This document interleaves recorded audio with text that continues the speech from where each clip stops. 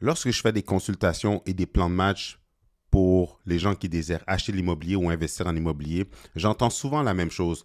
Ils me disent, Chris, j'ai 20 000 de côté, j'ai 30, 40, 50 000 de côté. Chris, j'ai 80 000. Chris, j'ai 100 000 en liquidité. Chris, j'ai débloqué 120, 150, 200 000 en marge de crédit hypothécaire ou en effet de levier. J'ai ce montant-là qui est disponible. J'aimerais investir. Mais est-ce que vous vous êtes arrêté pour vous poser la question, oui, vous avez peut-être la mise de fonds nécessaire pour pouvoir acheter, mais est-ce que vous avez décortiqué le montant que vous avez pour savoir est-ce que c'est assez? Est-ce que ça couvre tous les frais?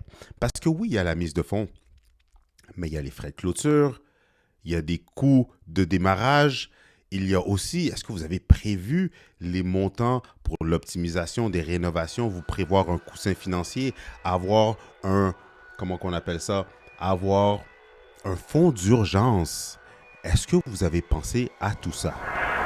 Bonjour tout le monde, bienvenue sur ma chaîne Immobilier 101 avec Christopher Salador où je partage avec vous trucs, astuces et stratégies gagnantes en immobilier, business, mindset et aussi on parle de cash, on parle de finances. Alors si ce sont des sujets qui t'intéressent, considère t'inscrire à cette chaîne dès maintenant.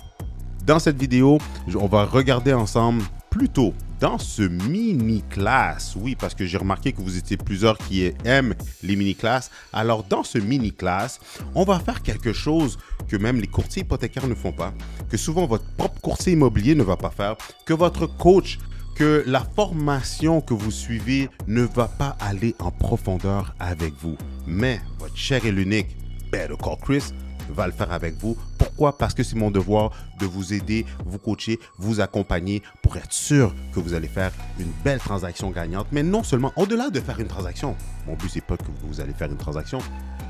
Mon but, c'est que vous vous enrichissez, que vous utilisez l'immobilier comme véhicule d'enrichissement pour vous enrichir.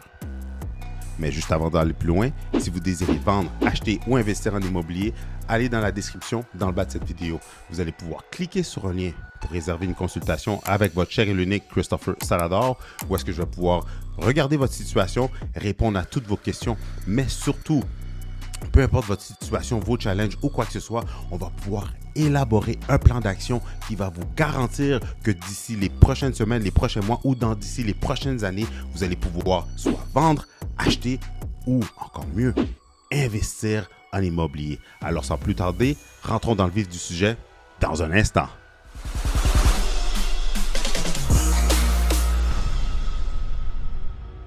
Alors, dans ce mini-class, nous allons faire quelque chose que beaucoup d'entre vous, vous ne vous arrêtez pas pour faire, que beaucoup de coachs, formateurs, courtiers immobiliers, courtiers hypothécaires, planificateurs financiers, le planificateur financier, j'ai aucune idée. OK? No disrespect pour tout le monde, je ne mets pas tout le monde dans le même panier.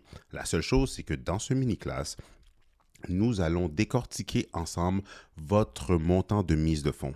Parce que déjà que le montant de mise de fonds est un assez gros montant, même si on achète pour pas un gros montant, que ce soit pour 200 000, c'est 10 000, que ce soit pour 250 000, c'est 12 500, 300 000, c'est 15 000, que ce soit des montants, le 5% minimum, on s'entend que c'est quand même une somme d'argent. OK, c'est relatif à tous. Pour certaines personnes, c'est rien, mais pour d'autres personnes, ça a pris du temps et des sacrifices et des compromis pour arriver à avoir pu accumuler ce montant d'argent-là.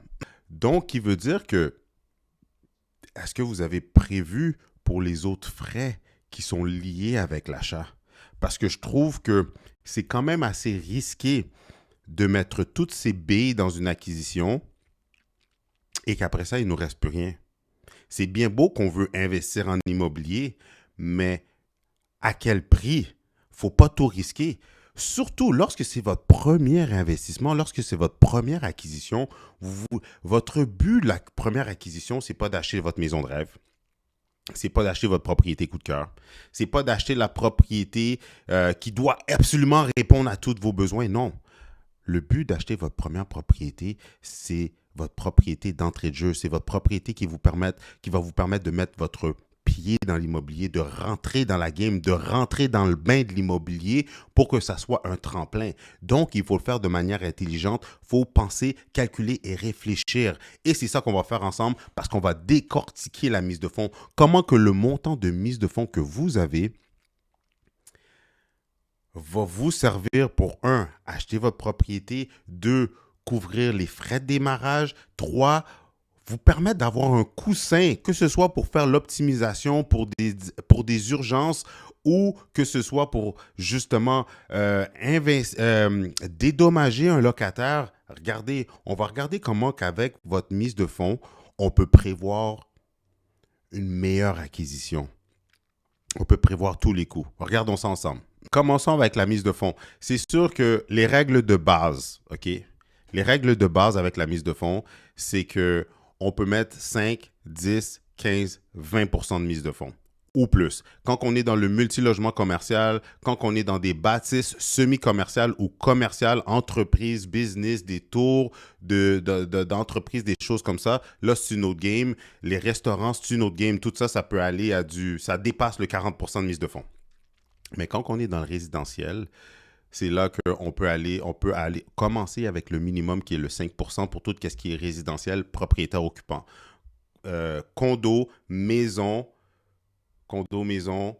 duplex, intergénération, maison avec un appartement dans le sous-sol, des propriétés qui ont un potentiel d'être converties en triplex, tant que ce n'est pas 3 logements, tant que c'est 2 logements et moins, propriétaire occupant, vous pouvez mettre un minimum de 5% de mise de fonds.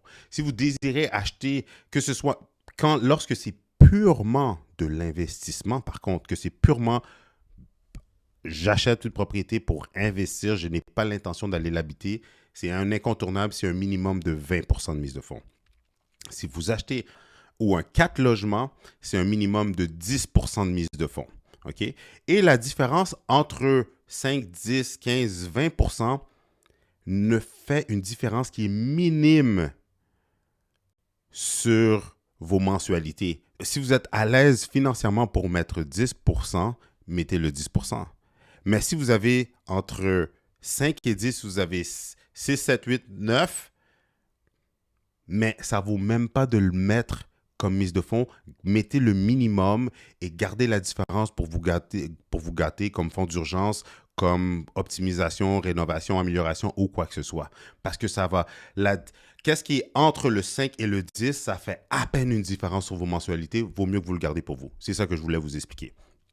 Alors, rentrons dans le vif du sujet. Commençons avec les frais d'acquisition. C'est quoi les frais d'acquisition? En d'autres mots, c'est les frais de démarrage. Et les frais de démarrage, c'est quoi? C'est les frais de notaire. Et combien ça coûte en date d'aujourd'hui? Pas en écoutant tonton Marcel, vos parents qui ont acheté il y a plusieurs années ou un collègue, frère et soeur de la famille qui ont acheté il y a plusieurs années. Non. En date d'aujourd'hui, je vais vous donner du concret. En date d'aujourd'hui, les frais de notaire sont en moyenne 1800 $ plus taxes. Donc, dans les frais de notaire plus taxes, ça tombe à 2069,55 sous. Là-dessus, on va rajouter aussi des ajustements des taxes. Les ajustements des taxes, c'est quoi? C'est le vendeur qui détient la propriété, peu importe la propriété, ça varie, c'est du cas par cas, mais disons dans mon exemple que le vendeur a payé les taxes pour l'année au complet. Okay? Les taxes municipales sont calculées, partout au Québec, les taxes municipales sont calculées du 1er janvier au 31 décembre de chaque année. Donc, si on achète, on passe chez le notaire le 1er juin et le vendeur a payé les taxes pour l'année au complet, mais lorsqu'on va passer chez le notaire, on va devoir lui rembourser les taxes qu'il a payées au complet. Donc, on va devoir lui rembourser du 1er jusqu'au 31 décembre de l'année courante. Pour les taxes scolaires qui sont généralement beaucoup plus minimes, mais les taxes scolaires sont calculées selon la période de l'année scolaire. Donc, du 1er juillet au 30 juin. C'est un montant qui est beaucoup plus minime, mais les deux combinés ensemble, vous allez devoir rembourser qu'est-ce que le vendeur a payé en extra selon la date que vous prenez vous devenez officiellement le propriétaire de la propriété. Qu'est-ce qui est cool avec les frais de démarrage? Je vais être franc avec vous, puis je ne l'ai pas mentionné dans les slides, mais qu'est-ce qui est cool avec les frais de démarrage, c'est que c'est des dépenses qui viennent uniquement à la journée de l'acte de vente, de la signature de l'acte de vente. Je m'explique. Si on a acheté la propriété, on passe chez le notaire le 1er juin, mais on a trouvé la propriété le 1er avril, ça prend environ généralement 15 à 20 jours pour passer chez le notaire. Ça prend généralement 15 à 20 jours pour réaliser toutes les conditions. Donc, on a trouvé la propriété le 1er avril, on passe au financement, on fait l'inspection. Le 20 avril, tout est fait, la propriété est officiellement vendue. Vous n'avez pas $1 à sortir de vos poches. La seule dépense que vous allez avoir dans cette période-là va être les frais d'inspection en bâtiment. C'est la seule dépense. Calculez environ 700 à 1000 $. Calculez 1000 $. OK? C'est sûr que plus vous achetez une propriété plus petite, moins c'est cher. Plus vous achetez une propriété qui est plus grosse, plus d'appartements, tout ça, plus le prix va être dispendieux. Mais, où est-ce que je vais en venir avec ça? Puis je ne l'ai pas calculé dans les frais de démarrage parce que les frais d'inspection sont seulement une dépense qui est faite, justement, dans mon exemple, dans la période, dans les 20 jours à partir du 1er avril, OK? Parce qu'on a 20 jours pour réaliser nos conditions. Donc, mais si on sait qu'on va passer chez le notaire, vous devez préparer ces montants-là pour la journée de l'acte de vente. On a trouvé la propriété le 1er avril, on a fait de l'inspection au bâtiment, on a passé au financement. La propriété est officiellement vendue à vous, mais vous n'êtes pas encore le propriétaire. La seule condition qui reste, c'est de passer chez le notaire. Mais là, on passe chez le notaire le 1er juin. C'est seulement la journée de la signature de l'acte de vente que vous devez apporter ces montants-là chez le notaire. Donc, ça vous laisse entre le 1er avril jusqu'au 1er juin pour accumuler encore plus d'argent, grossir votre coussin financier, préparer vos dépenses, budgéter les rénovations, les améliorations que vous allez faire dans la propriété. OK? Mais où est-ce que ça devient un petit peu plus corsé? C'est que ça fait quand même un total juste là avec ces frais d'acquisition-là qui sont dus la journée de l'acte de vente. On est à un montant de 3 069 $. Est-ce qu'il y a des notaires qui peuvent vous charger moins cher? Certainement. Est-ce que vous pouvez magasiner puis trouver un petit peu moins cher? Oui, mais je vous le dis tout de suite, on ne va pas trouver des prix qu'il y avait avant la pandémie, avant l'inflation. Vous n'allez pas trouver des notaires à 1000 $. Si vous en trouvez, tant mieux pour vous. Écrivez-moi dans les commentaires. J'ai un contact pour toi, Chris. Si vous êtes un notaire puis vous écoutez cette vidéo-là puis vous faites des meilleurs prix, mettez-vous dans les commentaires. Contactez-moi pour que je puisse vous référer à des clients parce que j'aime toujours ça, trouver qu'est-ce qu'il y a. J'aime toujours ça, trouver. Je ne vais pas négocier les professionnels, les spécialistes, mais si je peux trouver un meilleur prix pour mes clients, ben, si je peux leur faire sauver 100, 200, 300 $, ben, écrivez-moi dans les commentaires pour que je puisse vous mettre en contact avec mes clients. Tout ça pour dire que ça fait quand même déjà un 3069 juste en frais de démarrage. Ensuite, où est-ce que ça se corse? C'est dans la taxe de bienvenue, ou on l'appelle aussi la taxe de mutation, qui est calculée soit sur le prix d'achat ou le montant de l'évaluation municipale le plus élevé des deux. C'est là-dessus que la taxe de bienvenue va être calculée. Parenthèse, j'ai oublié de le mentionner, mais parenthèse, j'ai une cliente, j'ai une amie plutôt. J'ai une amie que elle, lorsqu'elle fait des acquisitions, elle s'assure toujours de faire toutes les recherches nécessaires pour voir est-ce qu'il n'y a pas des subventions du gouvernement, des subventions de la municipalité, des subventions de la ville. Peu importe, elle fait le maximum de recherches pour voir s'il n'y a pas des subventions, des remboursements de taxes ou quoi que ce soit. Parce que présentement, à la Ville de Montréal, offre, si vous vous qualifiez dans les critères, vous pouvez aller chercher la subvention de la Ville de Montréal qui va vous rembourser la taxe de bienvenue. Vous devez la payer, mais la Ville de Montréal va vous la rembourser. OK? Donc, mais il y a quand même la dépense. Mais pour les autres municipalités que vous n'avez aucun retour ou si votre propriété, vous ne qualifiez pas, bien, c'est sûr que la taxe de bienvenue, elle est quand même un gros montant et c'est ça qu'on va regarder aujourd'hui. Parce que là, on est déjà à 3 069. Regardons plus loin. Donc, le but du mini-class, c'est de vous faire réaliser et de vous faire penser, OK, Chris, OK, monsieur, madame qui vous m'écoutez, j'ai X montant en mise de fonds. Si j'achète telle propriété et que je mets ma mise de fonds, combien qui va me rester dans mes poches? Parce que j'appelle acheter une propriété. J'appelle. C'est une façon de parler là, mais je veux dire, je trouve que l'immobilier, c'est différentes phases. Dans le sens que la phase 1, c'est on trouve le bien et on finalise le bien. OK? On le finalise chez le notaire pour devenir propriétaire. Parce que tant qu'on n'a pas trouvé de bien, ben, on ne peut pas le finaliser. Et puis pour devenir propriétaire, il faut trouver une propriété, il faut la finaliser chez le notaire pour finalement avoir les clés. Fait que disons que ça, c'est la phase 1. Mais la phase 2, une fois qu'on a les clés, c'est là qu'on tombe dans la phase 2 qui est l'optimisation, faire des rénovations, améliorations, ou tout simplement, je désire rentrer dans la propriété, mais je désire faire un nettoyage, je désire faire des améliorations. Je désire rafraîchir, moderniser ou mettre la propriété à mon goût, mais ça va me coûter des sous, ça va me coûter de l'argent. Si jamais il y a un locataire qui est là ou le propriétaire, lorsqu'il va enlever ses trucs et que malheureusement, lorsqu'il va enlever ses trucs, si les choses ne sont pas à jour, s'il y a des trous dans les murs, des patchs qu'il faut faire, des petites améliorations, c'est quand même de l'argent qu'il faut que je sorte de mes poches. Mais si tout a passé sur la mise de fonds et les frais d'acquisition, là, je fais quoi? Est-ce que c'est le fun? Là, c'est comme fudge, j'ai même pas d'argent pour ci. Puis ça, je parle même pas des montants de déménagement, des coûts de rebranchement, etc.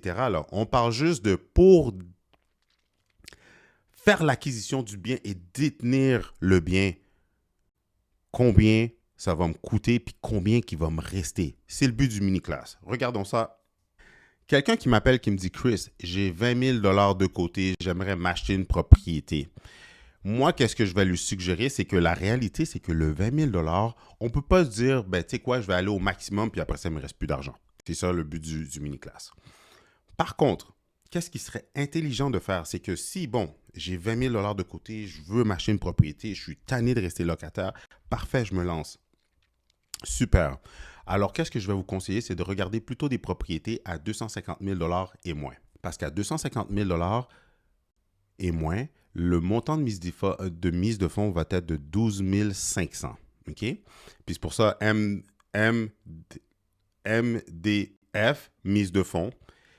TX-B, ça c'est pour la taxe de bienvenue. Donc, quelqu'un qui achète une propriété, quelqu'un qui a 20 000 qui désire acheter une propriété, puis si on regarde des propriétés à 250 000 et moins, la mise de fonds va être de 12 500.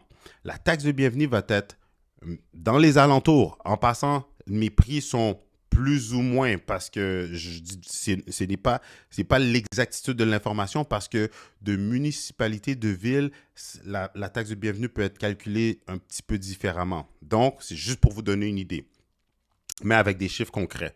Donc, la taxe de bienvenue va être d'environ 2 224 $, la taxe de bienvenue, plus, comme que je disais tantôt, les frais de notaire, le N pour notaire, le A pour ajustement des taxes. Donc, plus les frais de notaire et ajustement de taxes qu'on avait calculé tantôt à 3 069,55 qui fait un montant de 5 293,55 sous. Les frais total, donc la mise de fonds plus les frais d'acquisition vont vous revenir à 17 993,55 sous, plus ou moins. OK? Mais ça vous donne déjà une bonne idée. Donc, qui veut dire que sur le 20 000, quelqu'un qui me dit « Chris, j'ai 20 000 je veux investir en immobilier, je veux acheter ma première propriété. Chris, je veux acheter tout simplement une propriété, j'ai 20 000 c'est beau, je me lance. » 20 000, c'est le 5 à 400 000 parce qu'à 400 000, le 5 de 400 000, c'est 20 000 Fait que la personne qui achètera à 400 000, il va lui manquer de l'argent. Parce que juste à 250 000, où est-ce que la mise de fonds est 12 500 avec tous les frais de tout et partout, il va lui rester un 2 206,45 sous de ses poches. Qui veut dire aussi, quelqu'un qui me dit « Chris, j'ai 20 000 je veux m'acheter un duplex », de regarder des duplex qui ont besoin d'amour, qui nécessitent des travaux de réparation, d'amélioration, dis-toi que tu vas devenir propriétaire où vas-tu trouver l'argent pour faire de l'optimisation, pour faire les réparations, les améliorations? Si tu dois dédommager un locataire pour qu'il quitte, vas-tu trouver l'argent? Le but de cette vidéo, c'est de vous faire penser outside the box. Donc, si j'ai juste 20 ou 25 000, est-ce que j'ai assez pour le type de projet dans lequel je vais m'embarquer? Ou plutôt, est-ce que je vais baisser mes critères pour dire, tu sais quoi, au lieu de regarder ou de me lancer tout de suite dans un duplex, parce que j'entends partout qu'il faut acheter des duplex, pourquoi je ne regarderais pas une propriété qui est beaucoup plus facile à acquérir, qui va me coûter beaucoup moins d'argent, qu'au final, une fois que je vais devenir propriétaire, il va me rester un peu d'argent, que même si j'ai un petit peu d'argent de côté, ben que ce n'est pas tout mon argent qui va passer dans l'opportunité. Et aussi, dans le même contexte, j'ai 20 000 $. C'est quoi mes options que je peux acheter? Ben, soit un condo ou une maison. Oui, on peut regarder. Avec 20 000 $, vous pouvez regarder un duplex qui a besoin d'amour. Mais encore une fois, est-ce que c'est assez? Parce que combien qui va vous rester dans vos poches? Parce qu'à 20 000 $, on peut regarder un condo, une maison. Mais si, avec 20 000 $, on a aussi la mise de fonds pour acheter à 300 000. Parce que si le 5% de 300, c'est 15 000. Donc, dans le 20 000, j'ai assez. Mais si j'achète une propriété à 300 000, que ce soit un condo, un duplex, une maison qui a besoin d'amour, regardez, les taxes de bienvenue là, commencent à être un petit peu plus élevées parce que plus qu'on augmente le prix, encore une fois, les frais, la taxe de bienvenue est calculée soit sur le montant de l'évaluation municipale ou le prix d'acquisition le plus élevé des deux. Donc, si on augmente de prix, Chris, non, je veux absolument un duplex, parfait. Bon, ben la taxe de bienvenue va être plus élevée. Plus les frais de démarrage qui restent le même. Les taxes vont être calculées environ dans les mêmes alentours. FYI, parenthèse, les taxes, dites-vous, en général, en moyenne, en bas de 500 000, même 500, 600, en bas de 500 000, les taxes sont sensiblement dans les mêmes alentours. OK? Donc, c'est pour ça que c'est une moyenne. Encore une fois, c'est pas exact. C'est du cas par cas. C'est pour ça que je vous invite, quand vous allez trouver une propriété, faites les calculs selon le prix qui est demandé, selon tous les frais reliés à la propriété. Faites vos calculs sur une propriété en temps réel. Donc, frais de notaire, ajustement des taxes, on va tomber dans les alentours. Si on achète une propriété à 300 000, OK, au final, avec les frais de démarrage, les frais d'acquisition, ça va vous coûter un 20 912. Donc, vous êtes déjà dans le négatif. Si vous n'avez pas d'argent de côté ou des limites de crédit disponibles à côté, comme où il va vous manquer un 912,55, vous allez passer chez le notaire. Donc, vous allez passer chez le notaire, vous allez détenir la propriété. Puis aussi, une autre chose aussi, c'est que les taxes de bienvenue viennent, tout dépendant de la municipalité, ils viennent souvent 30 jours après d'avoir passé chez le notaire, vous allez recevoir le compte de taxes et vous allez avoir un autre 30 jours pour le payer. Lorsque le compte de taxes de bienvenue va arriver, vous allez devoir patiner pour accumuler plus d'argent parce que sinon, il va vous manquer un 912,55. Regardons encore avec le même exemple. J'ai 20 000, j'ai l'option de m'acheter soit un condo ou une maison. Je n'ai pas mis les plex parce que je pense que vous commencez à comprendre le principe. Si j'ai juste 20 000, est-ce que je vais m'embarquer dans un plex qui a besoin d'amour? Parce que sinon, il faut être créatif.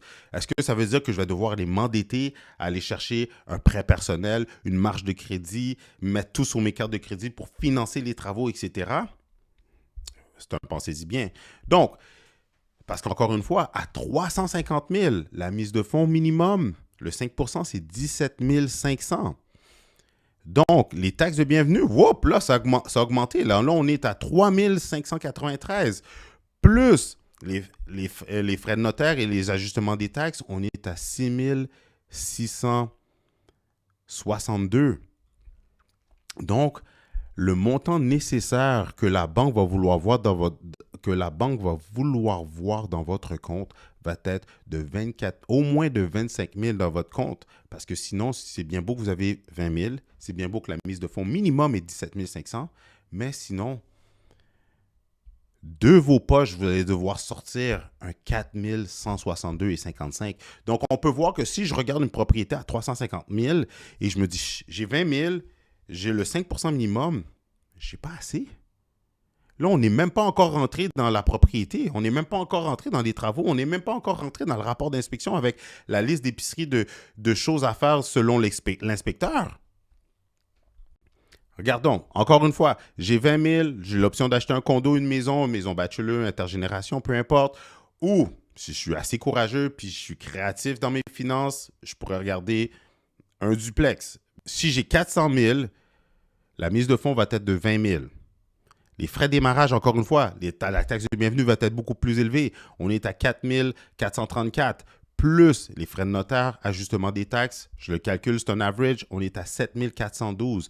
Donc, si vous achetez à 400 000, peu importe c'est quoi que vous achetez à 400 000, votre 20 000 n'est pas assez. Il va vous falloir un 27 412. Calculons-le, il va vous falloir un 28 000. Parce que sinon, vous allez devenir propriétaire, vous allez recevoir le compte de taxe de bienvenue, il va vous manquer un 7 412. Je le dis à toutes les personnes qui m'appellent durant mes consultations, je le dis et je l'ai dit dans certaines vidéos, devenir propriétaire au Canada, c'est hyper facile. Mais les frais reliés ou les charges reliées à l'acquisition d'une propriété sont très dispendieux. Une fois que vous allez devenir propriétaire, dites-vous, c'est simple, tout est dans les milliers de dollars. Vos taxes sont dans les milliers de dollars, la taxe de bienvenue est dans les milliers de dollars, de faire des travaux, des rénovations, des améliorations, ça va vous coûter dans les milliers de dollars. Est-ce que vous êtes prête à vous embarquer dans des gros projets, dans des petits, moyens projets, ou c'est plutôt plus sécuritaire et smart, intelligent financièrement de commencer avec quelque chose qui est plus petit et de commencer avec quelque chose qui est selon votre capacité et vos compétences. Là, on va passer à un autre niveau. OK? J'ai commencé, on a décortiqué 20 000. Regardons avec une mise de fonds de 30 000.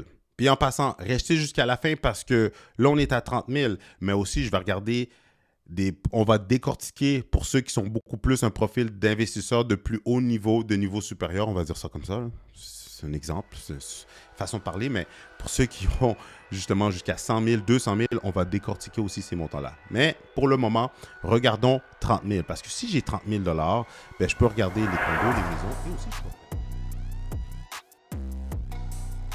Dites-moi dans les commentaires, est-ce que vous aimez ce genre de mini-classe? Est-ce que c'était trop long? Est-ce que vous aimez ça quand même? Parce que je vais en faire d'autres si vous aimez ça. Aimez, likez cette vidéo, mais surtout, inscrivez-vous à ma chaîne pour que je puisse comprendre, pour que l'algorithme me propose à d'autres personnes, pour que d'autres personnes comme vous qui m'ont découvert, puissent avoir les bonnes nouvelles, les bonnes informations, les bonnes astuces pour leur permettre d'être gagnants dans leurs futures acquisitions.